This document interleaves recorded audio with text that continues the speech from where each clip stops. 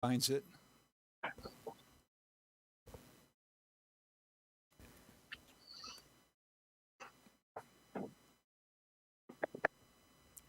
And Stephanie, how do you pronounce your last name? Verlaan? Yeah, that's pretty well right. Verlaan. Verlaan. Thank you. Okay, YouTube has found the stream. Twitch has found the stream. Now Facebook is ready to find the stream. Are you ready? Yes, we're ready. Okay. Okay. Hit the on the air switch. Is Yes. the timer going? The timer is going. Okay. And the light is on. Okay.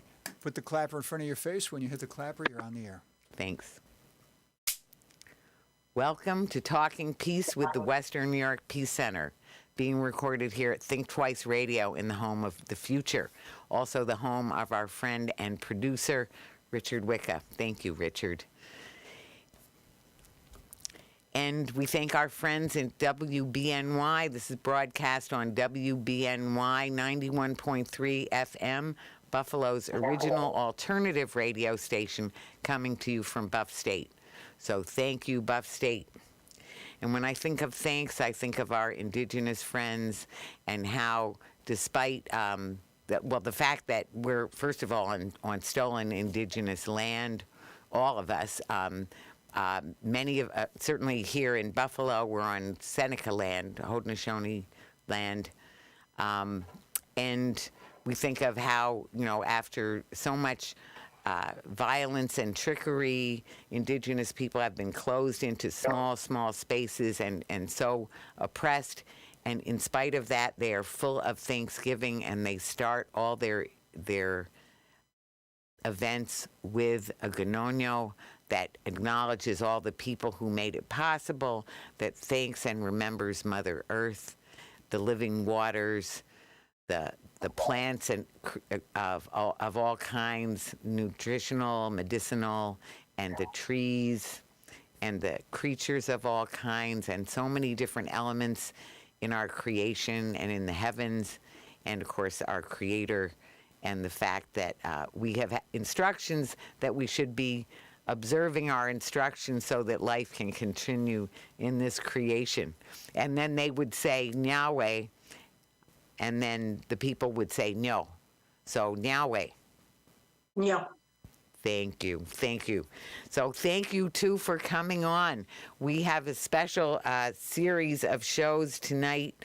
We're observing, both remembering Hiroshima and Nagasaki, and there's all kinds of activity. Right now, we're going to be focusing on nuclear issues. So we're very privileged to have two wonderful guests with us and possibly a third on the way. But we have here virtually Stephanie Verlaan, who is coming from the International Peace Bureau. Welcome, Stephanie. Stephanie, we're so grateful for all the work that you've done, both in Australia and now for Germany, or in Germany. Right now is in New York City. So thank you for coming, in spite of the fact that it's so busy right now there in New York City. Yeah, it's certainly been a busy last few days. Today's actually the second day of the conference. So oh, boy. It's been what's happening. So we'll be talking some more about that. I first also want to introduce Diane DeRigo, who is has a long-standing work on the Nuclear Information and Resource Service, which is a great asset to every community, and especially this community, because we have so much nuclear waste. And she is the Radioactive Waste Program Specialist. Am I saying it right? Mm-hmm. Oh, good. And Diane, thank you for all the work you've done for our area and in this area of nuclear waste, because it is huge. And you've done. You're so welcome. Well, we're so grateful. And we may have Agnes Williams, who is, the coordinator of the Indigenous Women's Initiative, but certainly she has brought Diane and us and me together. I didn't introduce myself. I'm Vicki Ross, board chair now at the Western New York Peace Center. So I'm privileged to be here, and very grateful to get into this topic. And before we do, I just want to say, when we think of nuclear issues, I just want to ask each of you to share a value or two that you think of, some kind of value that we need to remember when we think about nuclear issues. So, Stephanie, what would be a value that you think of with nuclear issues? Of really any kind. The first one that comes to mind would be, it's not so much a value, but like a right, like the right to health. Sure. To have a healthy environment free from toxins and things like that. So. Absolutely. That is absolutely a value. That environmental justice of having that right to health and to a healthy environment is huge. So that's a big value. Thank you for bringing that one. And Diane? So it's very similar to that, but it's honesty about the dangers of radiation and the real potential for radioactivity to cause all kinds of harm at every level, and that there is no safe level. So whether it's high level, low level, whether it's a huge bomb that was dropped on Nagasaki, or whether it's routine releases from bomb-making facilities or radioactive waste dumps like we have in Western New York, I think that as people consider what are we going to do about climate change, we need to take advantage of the forced decisions we have to make and not concede, not give up our values for health. And nuclear power, nuclear weapons are inextricably linked. And so to hinge our future on nuclear is making climate worse. It's guaranteeing more radioactivity in our environment. Right. And it's also, like I said, inextricably linked with weapons and nuclear power. It's all the same fuel chain. The waste is similar. The radioactivity is dangerous.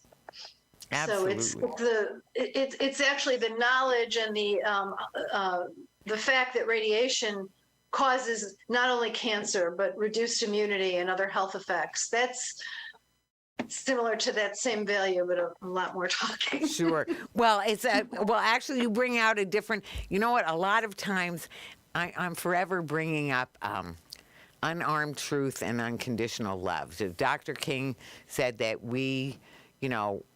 that unarmed truth and unconditional love will have the final word.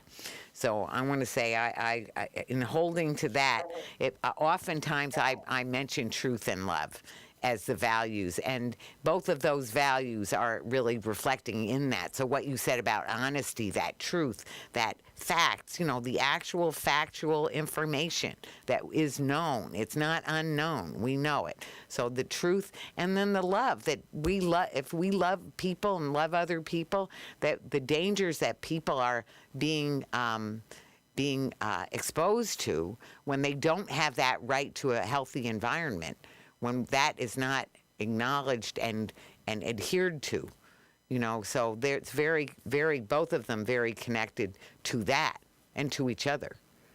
So thank you for that.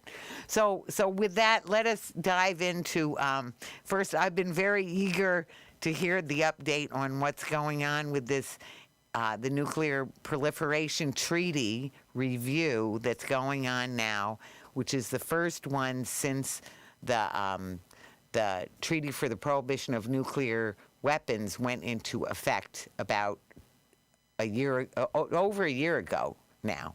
So Stephanie, if things are happening in New York City, what's happening? Yeah, so I guess I did write down a few of my main observations that I've made. It's only been 2 days, and yesterday I actually missed half of them. That's all right. So yeah, I tried to do my best to catch up today. Sure. But just in general, so amongst all the other civil society representatives that I've spoken to, there's a general feel of very low optimism that there will be any kind of outcome or progress at the end of this month of talks and negotiations. And this is, as you would have guessed, mostly because of the invasion of Ukraine by Russia. And so this is really dominating a lot of the talk. So I was listening to some of the, every ambassador, every delegate has the option to address the conference, and every single person that's in the speech is mentioning the invasion. So it's definitely going to be a key and very dominating topic of the entire talks, and it's really just pushed everyone, all the nuclear weapon states, further away than they already were from the point of where they felt that they could begin to reduce their arsenals.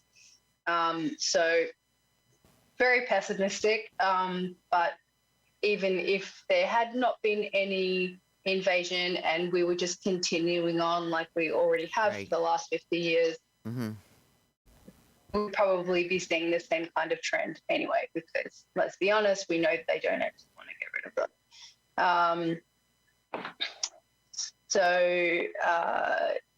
I listened to, just by chance, I didn't know that it was coming on, but I listened to the Russian ambassador speak, and he just outright denies that Russia did anything. So they claim, or the stance that the Russian government is putting forward is that they're liberating Ukraine, or Ukrainians and Russians that are living in Ukraine from an oppressive government, and that they don't recognize that the Zelensky government was legitimately elected. They claim that it was a coup, and this is their justification. And actually, surprisingly, at the end of that speech, there was a lot of clapping in the gallery, which I was very surprised about. So I don't know who was clapping. I don't know. Maybe they were Russian. Maybe they were from Belarus. Maybe, I don't know. But that was just an observation that I made. And yeah, there's just in general an air of pessimism and just kind of defeat. Well, not defeat. Everyone's continuing to plow and to advocate and to lobby their governments, but everybody's doing it with this kind of cynical attitude. And there's this feeling that TPW is the way to go. I always like to, I know with my friends and my other nerd pals, we kind of, we joke about the NPT, that it kind of seems to be this like tired old man that just doesn't want to do it anymore, is just, running the mill of the same arguments, the same points of conflict that are coming up again. And then the TPNW comes in, and it's this like hot, young, fresh, 22-year-old that's just like, yeah, I'm different. I'm progressive. Like, I'm colorful. Everybody loves me. Everybody wants to be a part of me.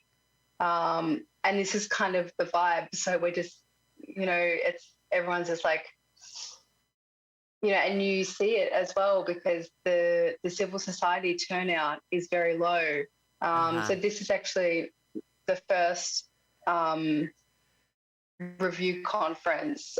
So I was at TPNW first meeting of states parties in Vienna back in June. And that was huge. There was every single Tom, Dick and Harry was there. And then, this one, my boss, he was commenting because he's been around the chaps for long time. So he's very, very well versed in how these things happen. He's seen everything, and he's just like, this turnout is just low. Nobody sees any point in coming. because we already know what the outcome is going to be, and that there won't be any. So yeah, that's kind of the vibe. Is it? So I have two questions really. One, I would have thought that with the TPNW, that the signatories, that the non-nuclear countries would be more vehement about the danger that everyone is putting, the whole world in by the nuclear dangers, and that there would be more attention and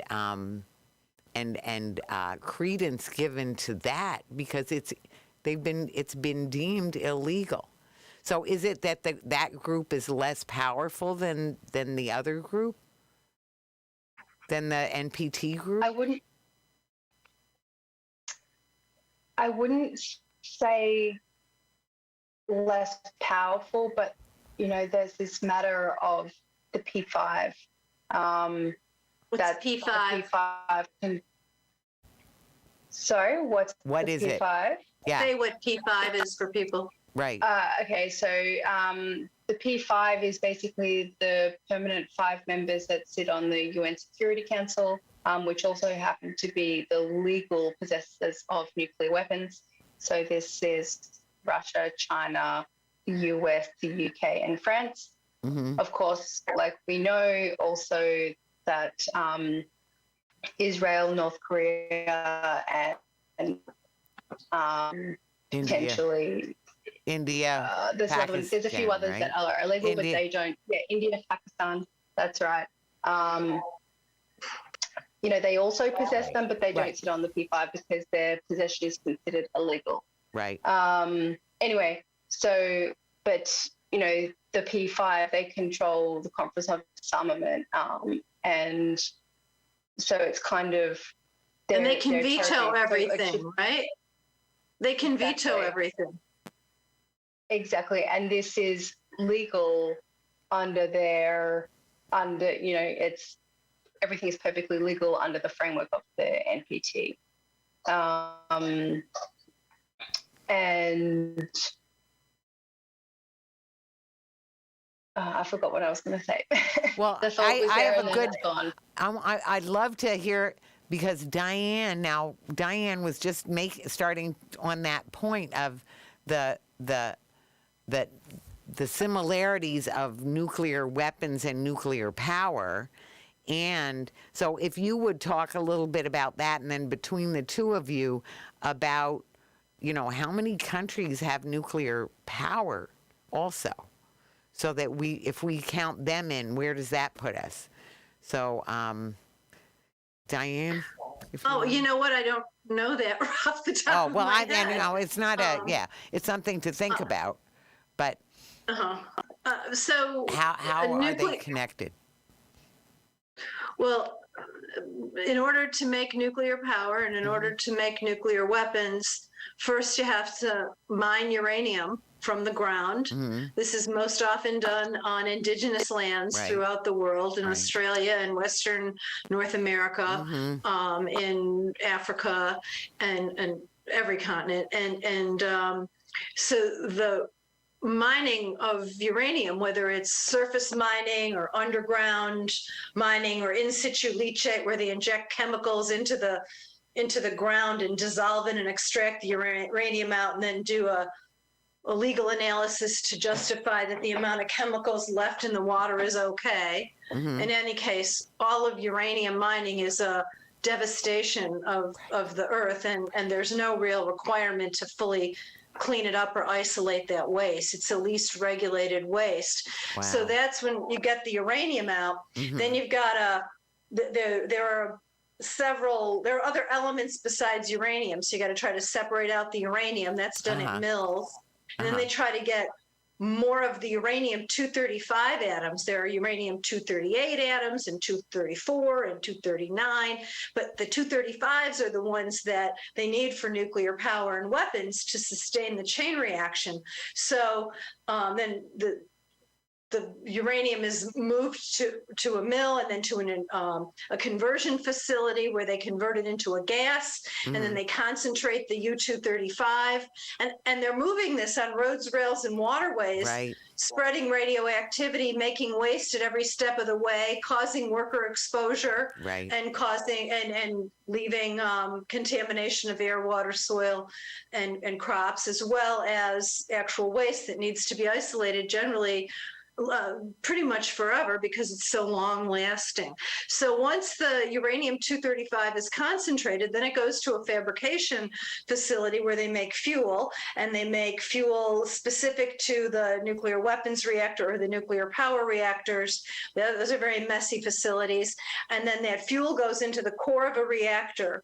And then if it's a power reactor, they want to split as many of those uraniums as they can to heat the water and turn the turbines and make electricity. Because when you split the uranium, it gives off binding energy, intense binding energy that heats the water, turns the turbines, and makes electricity.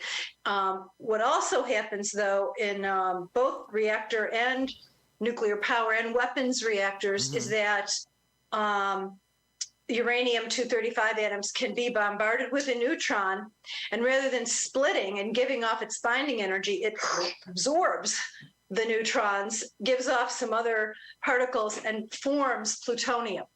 So then that plutonium is what's used to make weapons. So you get that plutonium formed both in the reactor, nuclear power reactor cores, and in the weapons reactor cores. Oh. The goal of it in the reactor core is to get as much plutonium as they can, and then they stop and they take it out, and then they chop it up and they dissolve it in chemicals and extract the plutonium and make the weapons.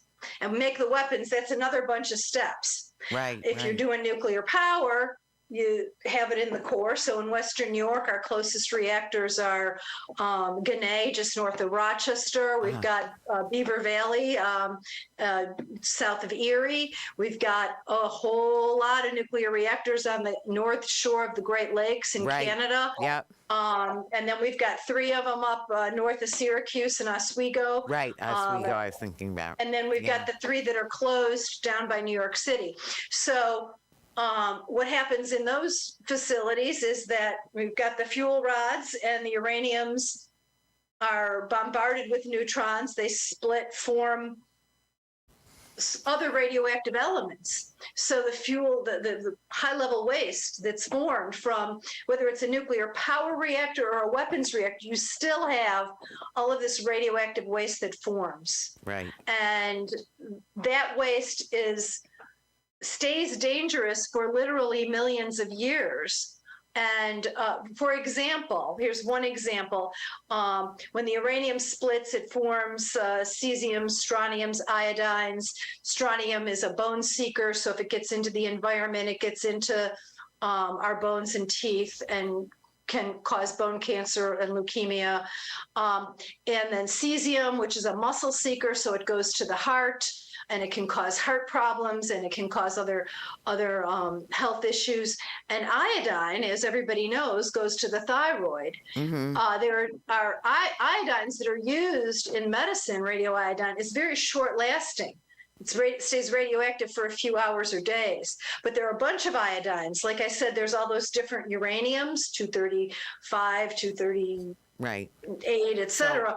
So iodine 129 has a 17 million year half-life. It's dangerous for 170 to 340 million years. So it's in the environment. So in Western New York, we actually have, you can measure iodine 129 from the reprocessing of irradiated fuel of high-level weapons and power waste. South of Buffalo, we have a site that is closed now, and We're it's in the talking process West of being Valley. cleaned up. West Valley nuclear site, Mhm. and it brought in the weapons fuel from the N reactor in Washington at Hanford, and it reprocessed that. It brought in Indian Point fuel. It brought in fuel from Gunay. Waste from power and weapons was chopped up and dissolved in chemicals, and because it was the fuel was opened up, that radioactivity got blown around into the Western New York region. And University of Rochester researchers did find this long-lasting iodine around our region, which is not seen around other weapon sites that don't do reprocessing, or other reactors where they do reprocessing. That's where it happens. So we're talking about similar messes from power and weapons, and also using one to justify the other politically. So, and I know we're going to get into West Valley some more in a little bit. I just want to ask you, so in terms of the danger of nuclear explosions or nuclear exposure, or especially in any kind of a war zone, or even if it becomes a war zone, if some nuclear reactor that somebody, flies a drone into it, or a bunch of drones into it, and they all explode in there, what does that mean for the host country with the power? Or the waste, or a pile of waste for that matter? Or are those... I can speak to that, but Stephanie, did you want to give your response first? Response? She's just unmuted. No, I'm actually just in awe of Yeah, see, Diane knows all her stuff. I mean, she got all the elements and all the... I'm just so impressed. Very interesting. So I don't have any response, but I would like to hear, how they justify, producing all this waste that's going to be around for millions of years. Denial. Denial. But it's science. I know this is the same thing that they say about climate. Like, I get it. I know, but okay, so it is really kind of exciting to understand and to think about nuclear physics and how the radionuclides form other radionuclides, how they decay. One time I tried to calculate the amount of radioactivity in the Ginna nuclear power reactor fuel pool, because the fuel stays in the core for maybe 2, 3, 4 years. It becomes millions of times more radioactive in the core, and then it goes into a fuel pool. And then the radioactivity decays into other radioactive elements that decay into other ones. And it's actually really fascinating and mentally exhilarating to understand what's going on. And I can get it. Can I just ask one, where is that? The Ginna one? Ginna is one of the nuclear power reactors in New York. It's north of Rochester. It's on Lake Ontario. It's one of the oldest reactors in the country. So at one point, and at every nuclear power reactor, we have all of the fuel that's ever used to make electricity sits in either a pool at the reactor site, a 40-foot deep pool, or if it's the pools got all filled up and then they started taking the older fuel and putting it into dry storage in big concrete cylinders on the pad. So at most nuclear reactors in the world, the waste is sitting at the reactor sites. So when you get a nuclear reactor, you are basically getting a nuclear waste site, whether you like it or not. So when they talk about new reactors and small reactors and reactors to deal with climate change, what we are committing to is more unsolvable waste. Right. But your question was, I think you were. My question was the danger in nuclear weapon sites, nuclear waste sites, and nuclear power sites. The danger to the public. Yeah.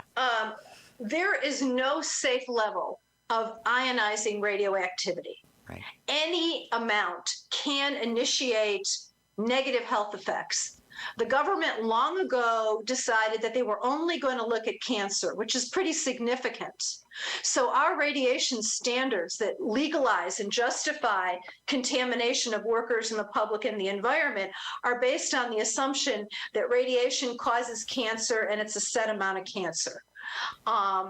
the reality is that it causes a lot more in little girls, in children, in females than in men, that radiation, every amount of radiation can cause cancer, can initiate other very serious health problems, heart disease, reduced immunity. So that means greater susceptibility to other diseases. And what are we trying to do now? Build our immunity to avoid COVID and everything else. Right. So it also causes birth defects. A lot of the babies that are affected, though, don't come to term because the body doesn't want to have damaged progeny. So, Right. but radiation causes many things, including cancer, and any amount can initiate. There's a set amount that can initiate cataracts in the eyes. So we have naturally occurring radioactivity in our background from the sun, from the granite. We have radioactivity around us. However, when we dig into the earth and we pull out the uranium and dissolve it in chemicals and extract it and concentrate the 235s and have all the so-called depleted uraniums left, So-called. we are increasing the amount of radioactivity in the environment. And we do not, some of this radioactivity is short lasting. The stuff they use in medicine and research is generally short lasting, but the stuff that comes from nuclear power and weapons it's both short lasting and very long lasting. So when we make plutonium, it has a 24,000 year half-life. So you multiply by 10 or 20, so you get 250,000 to 500,000 years danger from plutonium. Plutonium is one of the most deadly substances on Earth. A very small amount can initiate cancer. And so there's no safe level. What the industry, what the government try to do is justify the additional contamination that is inevitably generated from producing nuclear power and weapons by saying, oh, it's only a fraction of background. Well, how many fractions of background when background is not safe to begin with? We can't scrub the rocks or not have the sun. We have some exposures to radioactivity that we cannot avoid. So we have existing risks, but adding to those risks unnecessarily when we have solar power and we have wind power and we have increased battery power, and we don't want to put all this energy into nuclear weapons and making the world unstable. So we can and we should, it's totally logical that we move away from both nuclear power and weapons, but it's a tall order. You were talking about how people felt defeated at the UN. Well, I feel defeated when I go to Congress. Senator Manchin, who we hear has just supposedly agreed to to a bill with our Senator Schumer on climate and other issues. The safe energy alternatives don't begin to kick in until after major subsidies to oil and gas drilling and $53 billion subsidy to existing old nuclear reactors that ought to shut down anyway. Oh my God. That's in that damn bill. I mean, we need to get that out of there is what we need to do. We don't want to necessarily stop the bill, but Schumer needs to get that out. And they just want to get that through so we've got something to show for. So one thing I want to get back to, because I want to say when I asked my question, it's so interesting to me that all of the dangers you're mentioning were very real and present dangers when nothing has gone wrong. So, or just the very existence, because what I was thinking, thinking of, what I was really asking about, not that I'm very glad to have that answer. I'm very sorry what the answer is, but I was thinking about explosions. So you didn't even get into that. It's like without any explosions, without any, detonating anything or anything going wrong, all those things are going on. With the waste and the presence. Routine releases from the entire nuclear fuel chain are significant dangers. And then add to it Fukushima or 3 Mile Island or a nuclear bomb. Hiroshima, Nagasaki, and on the thousands, hundreds, however many bombs I don't even like to call them bomb tests because they're just detonations. Right, They're right. bombing us Right. throughout the world, and we've increased the amount of carcinogens in our environment. And after a year, they assume that it's natural background or that it's background. So the exposures, the additional radioactivity. When I started this job a while back, the general understanding was there were about 80 milligrams a year was the background radiation. Now they're saying it's 300, 600. They just increase it all the time. I'm saying it's normal to have all that, they're saying. They're claiming. Right. Right. So, wow. So Diane, go ahead, Stephanie. I just wanted to ask a question to Diane about the nuclear waste. So I don't know, can you give like an indication in size of like how, like when the nuclear waste comes, like how big is it, sort of thing? Sure. And what does it look like? And then like a proportion of just like some waste that's the size of a fist, the radiation spreads for this many kilometers, sort of thing. So, because it also helpful for me.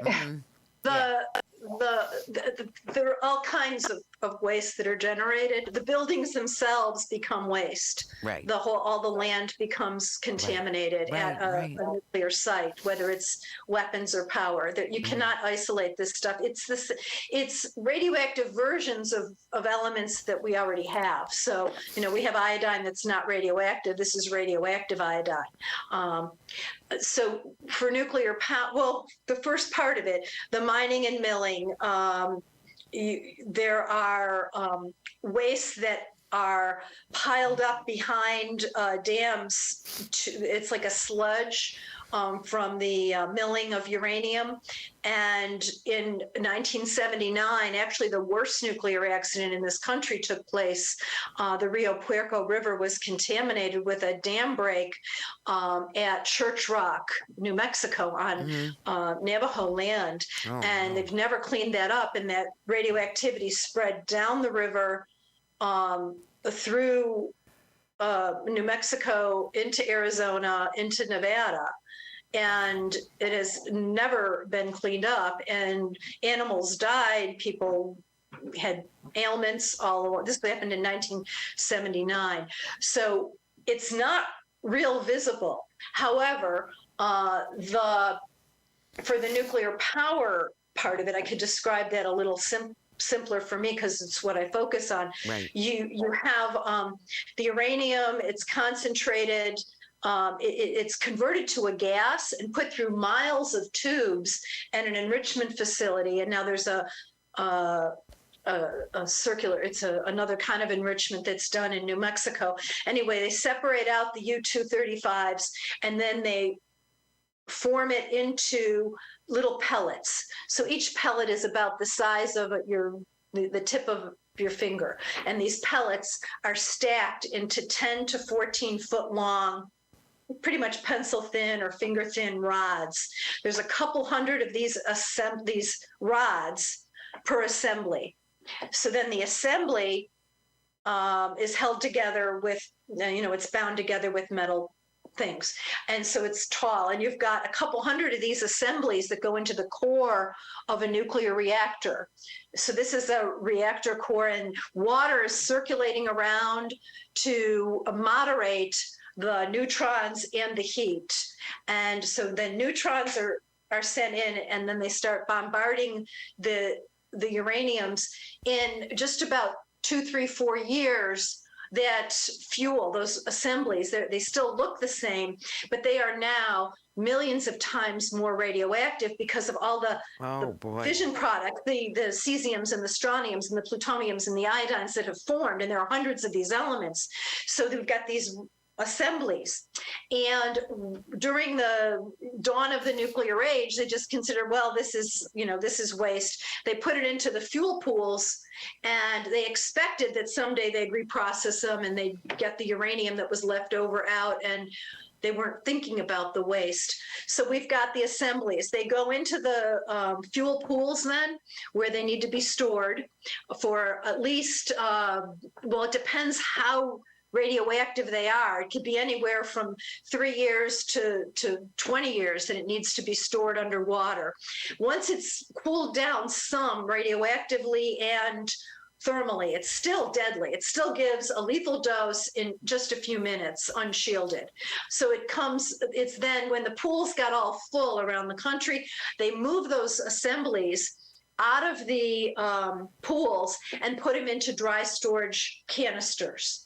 And so there's a whole debate that goes on now about the integrity of those canisters, and the canisters are stored basically at every reactor site. Right. What the government wants to do now, what the nuclear industry wants to do, is pretend this isn't a problem, find a place somewhere to send it, put it on the roads and rails and send it. This is the irradiated fuel now. Send it on the roads and rails to some place away, usually native land or Hispanic land or poor communities. So that's a fight that we have in our hands right now, is to not have this stuff travel on the roads and rails and waterways to there's no permanent way to isolate it. They picked a place in Nevada on Western Shoshone land. The government did in 1987. It was called the Screw Nevada Bill, and it was to make Yucca Mountain be the dump, but that site could not isolate it. It had earthquakes and volcanoes and all kinds of technical and political challenges, and under Obama it was canceled. And so the irradiated fuel now, it's in the form of these assemblies, and it sits at mostly at reactor sites. And what we want to prevent is having this very material be moving on our roads and rails routinely. It would take 40 years to move all of it to one place. And we do have to think about it, because sea level rise is going to encroach on reactors. And I just want to mention that we have that coming over the Peace Bridge. And some people have heard this on our show, or some maybe haven't, but that we have liquid nuclear waste coming over the Peace Bridge from Canada, all going all the way down to South Carolina. South Carolina. Yep. And on public, highways and byways, across rivers and streams and aquifers, and it is not regulated. If they're sitting in traffic, it could be,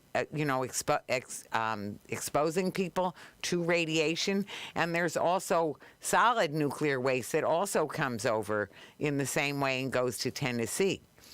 So we actually have a vigil every Friday from 2 to 3 at Vermont and Bust-I here in Buffalo, where people are protesting that, to just even make people aware, that there's nuclear waste and liquid nuclear waste, which if that fell into it somehow fell into the Great Lakes, that is 20% of the world's fresh water supply that could be contaminated with nuclear waste.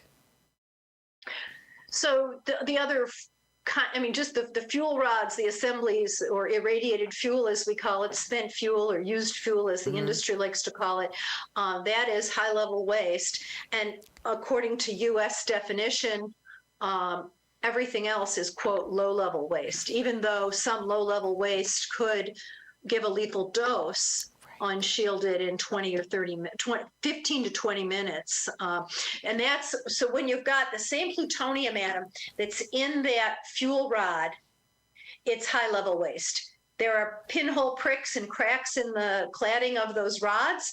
That stuff leaks into the water, and then the water gets filtered, and those filters and sludges are, quote, low-level waste. But that same plutonium atom is high-level waste in the rod. It's low-level waste in the filter.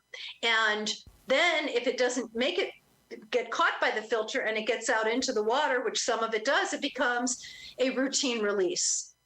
And then it's a routine release, and it gets out into the environment. So and I want to not just plutonium, it's all of the But to give you an idea of what it looks like, the rods, and then it's filters, and then there's other materials in the building material that is the waste. So let's move into, I know this is the part that you're especially excited about talking about, Diane, which you just have such a wealth of knowledge and very, into the very scientific detail. But, that we have a call of action here that you wanted to make for West Valley. So you've said a little bit about what it is, what West Valley is. And of course, I want to just say, as you did, and as just to emphasize what, Agnes Williams is always talking about, and you often, anyone who's talking really, and who is aware that our indigenous friends are at every stop of that nuclear chain. And so they get exposed. And Agnes is always saying that we have so much nuclear waste here in Western New York. It's one of the reasons why we have Roswell Cancer Institute, because there's just so much cancer around here and so much pollution that is West Valley, that was up around and of course, so that's the Cattaraugus Reservation, and also around the Tonawanda Reservation and all around Niagara Falls. There's just a lot of it. But let's talk about West Valley, which is now, so give us an update on West Valley. So the West Valley site is the only place in the U.S. where that high-level waste, the irradiated fuel, was actually reprocessed. So they brought it in from the reactors in the 60s and 70s, and they dissolved it in acids and extracted uranium and plutonium that went into the Department of Energy weapons program. And then liquid and sludge were left in tanks in the ground. And then in the 80s to 90s, that liquid was converted into a solid, and it's stored there, but there's still sludge in the tanks, and we have burial grounds. So this is upstream and upwind of Buffalo and Western New York. I mean, depending how the wind blows, it's upwind of the whole state, Canada, et cetera. So it's really good that the Department of Energy, the U.S. federal government, and New York State are in the process of trying to clean this place up. The danger is that they're not going to really clean it up, that they're going to try to rationalize leaving it there. And right now, there has been an ongoing effort to remove all the surface buildings. There's still a huge amount of radioactivity underground in burial grounds, in tanks, in miles of pipe below the reprocessing building. So what is about to be demolished, perhaps as soon as the fall of 2022, is the building where the reprocessing took place. So they brought the fuel rods in, chopped them up, dissolved them, highest worker exposures in the country, highest radioactive water in Cattaraugus Creek downstream of this site during reprocessing. To their credit, and I have to really thank the workers at the West Valley site for the enormous effort and risk that they're taking to clean this place up. So there's been a lot of effort trying to get rid of the to clean out, but now it's time to demolish the building.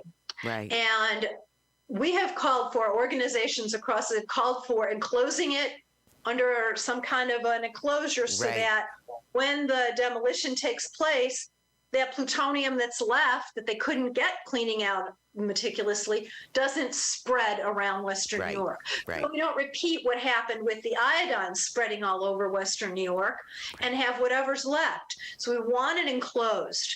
We want to have real-time monitoring and reporting off-site to find out what's getting off-site, if and what is getting off-site. It's expensive, but we're talking about potentially permanent contamination of the area. So including the Great call Lakes. right now is for the governor. Yes, and this is downstream. The water from the site is drained through the Cattaraugus into Lake Erie, and then below that, downstream, is where the intakes are for the Western New York drinking water, Erie County drinking water supply. So what we're doing is calling on Governor Hochul and Lieutenant Governor Delgado and the leadership in the New York State Assembly and the New York State Senate to use whatever abilities they have, whatever persuasion they have, to convince the Department of Energy, as they demolish this building, to do it undercover and to monitor around it. Right. So at this point, we ask people to contact our governor and our elected officials, state officials, federal as well, but we've been working on the federal for years, and we really need New Yorkers to stand up and be assertive and prevent potential really permanent contamination. Right. It's so serious a danger. And I know this is not a new initiative. This is just something for the past.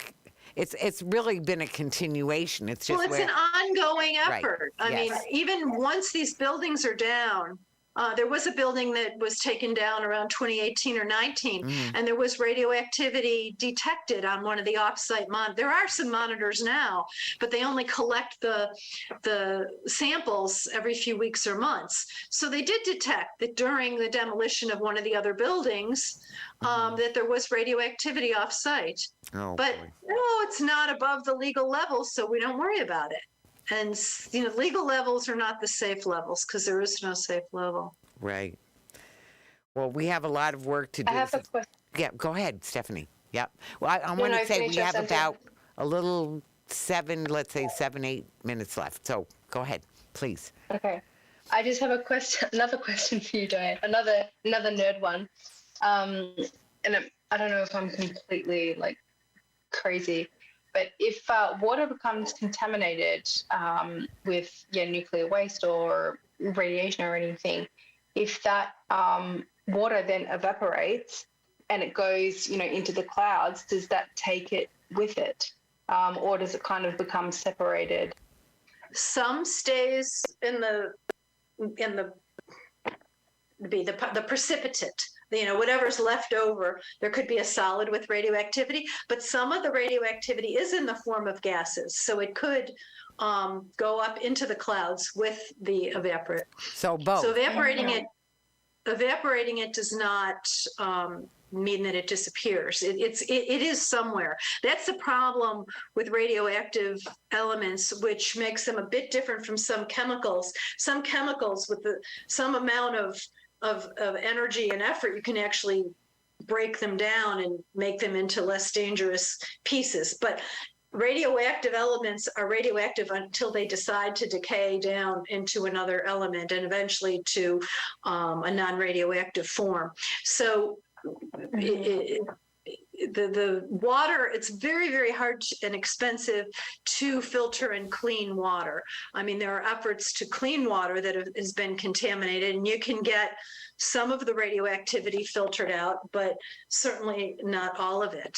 And there will be precipitates, there will be hydrogen, tritium is a radioactive form of hydrogen. So if you have a water molecule that's H2O and one or two of those hydrogens is tritium, it's radioactive water. You can't really separate that from the other water. You can, but it's a super expensive prospect that has never been done that I know of. So it sounds like from what you're saying, it just makes it distribute even more. The more it just keeps going. It doesn't, That's it's the around problem for with the nuclear power and weapons fuel chain is that we are unleashing, the Pandora's box. It's getting out and you cannot put it back in. Right. And once it's out, Right. Millions. So you said how many, half a million years or something like that? For plutonium, 239. It depends on the one. The danger is 1/4 to 500,000 years. People say 10 or 20 half-lives is the hazardous time for various elements. So strontium-90, it's got about 28-year half-life, so it's dangerous for 280 to 360 years. And that's what's buried. That's what's buried at West Valley. A lot of that. That's what's migrating, and they've built a filter wall to filter the radioactivity that's migrating from West Valley into the creeks, into the lake, into the Great Lakes. And so we're filtering out some of the strontium. Are we getting out all of the plutonium, americium, neptunium, cesium? I mean, there are hundreds of radionuclides, and we focus on some, but not all. You know, so I just want to remind people that if you don't know how to get in touch with the governor, or our elected officials, you can go on WNYPC.org, the Western New York Peace Center website, and there's organizing in Western New York, and there's a part for the contact info for our public officials. People are welcome to look at that. And of course, the NIRS website is NIRS.org. Yep, just like the Peace Center. So, you know, those are places for more information. And I'm sorry that Agnes wasn't able to join us. And we didn't say much about Hiroshima and Nagasaki. Just people know that devastation. You know, we can't, you know, never again is never again. But instead, we have it coming, you know, and assaulting people even when there isn't a disaster or some explosion, right? That's what you know, in so many ways you've shared. I just want to say we only have 2 more minutes, so I want to give you each a chance to just have your last thought that you want to tell people, just a sentence or two. So, Stephanie, we'll start with you. And yeah, I was just thinking like of the work that you do, Diane, and it's very, you know, and then I was also thinking about all the other people who work in different kinds of jobs that's dealing with these massive existential threats to our safety, our health, the very existence of humans, you know, nuclear, right, whatever, the risk of famine, climate change, all these things. And what I'd be interested to know from you actually is how do you not get very depressed when you know the very I do get science, depressed. the reality, but you keep coming to work still every day and you keep doing these actions and pushing and lobbying and you don't give up and because we can win. We've had many victories. Like how many years did it take to get the treaty on the prohibition on nuclear weapons passed? Right. I mean, that was a totally uphill battle and people worked focused on that for decades. And I think that the dumps we prevent, the weapons we prevent, the new reactors that we prevent is saving so much of our future. Right. And we really can't afford to leave it because the consequences are somewhat unthinkable. And they're also insidious. We'll never really know. So thanks for having us together here to commemorate Hiroshima, Nagasaki, Fukushima, Chernobyl, 3 Mile Island, and the positive, the treaty on the prevention of nuclear weapons, and the positive possibilities that we have to make the cleanup safer in our own area. At West Valley. We so need to do it. I can't thank you both enough. You've offered so much insight, wisdom, inspiration. Both of you are very grateful, so we have a lot of work to do, but we have to do it for the 7th generation. We'll continue doing it. Thank you so much, more than I can say. And we'll keep right on, and we're going to get there. So this is Talking Peace, and together we've been talking peace in truth and love. Thank you.